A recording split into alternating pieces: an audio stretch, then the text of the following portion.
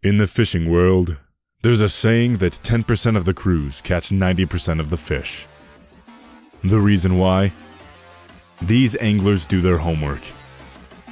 They take time prepping their gear. They're experienced, and they take advantage of every opportunity that comes their way.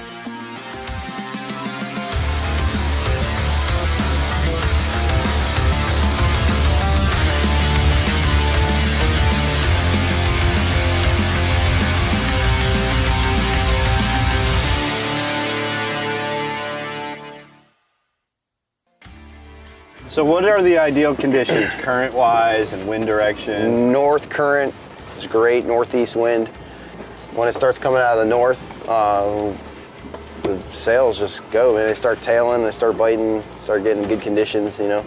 So. And it usually coincides with a front. Yeah. So kind of before the front comes, we'll get a hard south wind, goes southwest. When the front's coming through, it goes hard west. And then from there, it goes northwest, and then to north, and then to northeast. I'm glad we did this because I always thought, you know, I don't think people realize what goes into a good day when you're kite fishing. There's the bait, which you spend all your nights out there hunting for goggle eyes, and then herring or scar minnows or whatever's around. You're dealing with the weather, you need wind, or like a day like today, it was light winds, we had to do the balloons, there's the tackle, the boat, all these elements come together and all the gear, and it seems like a lot of work, but that's kind of part of the fun, right? Yeah, kite fishing, if you like a lot of action and always doing something, there's always something to do, there's always action. Put the baits out. You learned today that the wind, especially with the gusty wind like we had today, you got to put it out a little bit more. One minute it's in the water, the next minute they're in the air, so you're constantly adjusting everything. And making moves and driving the boat and trying to do this, trying to do that, and you're trying to make everything work to come together to, you know, hopefully have a good outcome and catch fish. So, you know, probably the coolest thing about the kites is the way the bait looks. I mean, it's up and down, but when he's just right, sort of kicking on the surface, I mean, it just looks perfect. Yeah, and that's the cool thing about kite fishing. I mean, the bait stays right on the surface.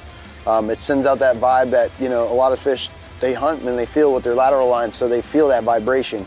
That bait's presented right on the surface is generally where you want it. You want it within the first foot or two of the surface, if not on the surface, just depending on what's going on. And how you hook them? You were hooking them through the back or through the head? Yeah, right in the neck. There's a little neck portion right behind the head, and they swim better for me. Some guys, if you're pulling a lot and you're going to be slow trolling a lot, like moving a lot, you want to hook them in the nose. But for what I do, I don't pull as much. Like today, did some drifting, a little bit of bumping around, so I like them neck hooked better. And we bridle them. If you're using J-hooks, some people like meat fishing and stuff like that for kingfish, you just hook them on there. Today we were bridling some baits. With little rubber bands? With little rubber bands and some needles. Leader is out of the water, is that key? Yeah, terminal tackle, that's why you can fish a little bit heavier sometimes. You can get away with it. To be honest with you, the sailfish don't really see that wire. Most of the terminal tackle's out of the water, so you're not really worried about them seeing it as much as you would think. Same thing, you don't have to fish fluorocarbon a lot of times if you want, because you think about it, your 15-foot a leader is mostly in the air, so it doesn't really matter. I'm a huge fan of fluorocarbon. I think it works. If it gets me 2 or 3 more bites at the end of the day, more than you would if not, then it was worth it to me. We saw so much cool stuff, the rays in the morning, and then we got into that thing, and the kingfish bite just went off the charts. And so, I mean, to me, that's kind of part of the allure is you don't know what's going to happen, and there's obviously a lot of fish cruising the reef edge. Absolutely. Everything out there eats a goggle eye, everything out there eats a pilchard, everything out there eats a threadfin herring. Especially when it's skipping across the surface like and candy. he's injured on top, and he doesn't have anywhere to go, and they see that thing, they can't say no. It's just in their genetic thing. They're like, oh, easy food, boom, done, go for it. Yeah, no, it's a great way to present a bait, and it's fun because you are active. You Absolutely. know, trolling is fun in other ways, but it can get kind of tedious or quiet. And this, you're moving, you're doing something, it's up, down, adjusting. Yeah. And the other thing I look at it aspect too, a lot of people are like, well, it costs a lot of money in gear. But I say, well, you're saving a lot of money in fuel too.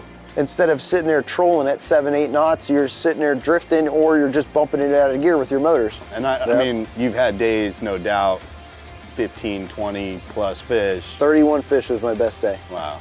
How big is the average goggle eye you're using? I don't know, 8 inches or Yeah, 6 to 8 inches? this time of year you'll catch a little bit smaller goggle eyes like down south, but sometimes you'll get them 8, 10 inches. I've seen goggle eyes that are almost 12 inches. I mean, monsters. Is it bigger and better or not really? I mean, Not necessarily. For sailfish, we prefer the smaller ones. They can just kind of wolf them Yep, right they'll down. go down and they don't take as much time. For the kingfish and stuff like that, when we're kingfishing, try to catch big ones with like big fat goggle eyes. Just bigger the better. Tailing fish. And you were stuff using like the that. smaller baits on the short line. Correct. If we're only getting bites on small baits, scaled baits, then we'll switch Switch it up. We'll switch it up and try to fish a long goggle eye and then fish a short and a middle small scaled bait like a threadfin herring, a pilchard, a sardine, or anything like that. Change Whatever it up. they want. Whatever they Keep want. them happy. That's it. If you notice they're biting on one thing, stick with that. For sure. So. Makes sense. That's it. If I want a steak, you better give me a steak, That's right? it. Exactly. If you want a cheeseburger, get them a cheeseburger. Cool. So. Awesome. Thanks, Chris. Yep. My pleasure. It was a great day. Yes, sir.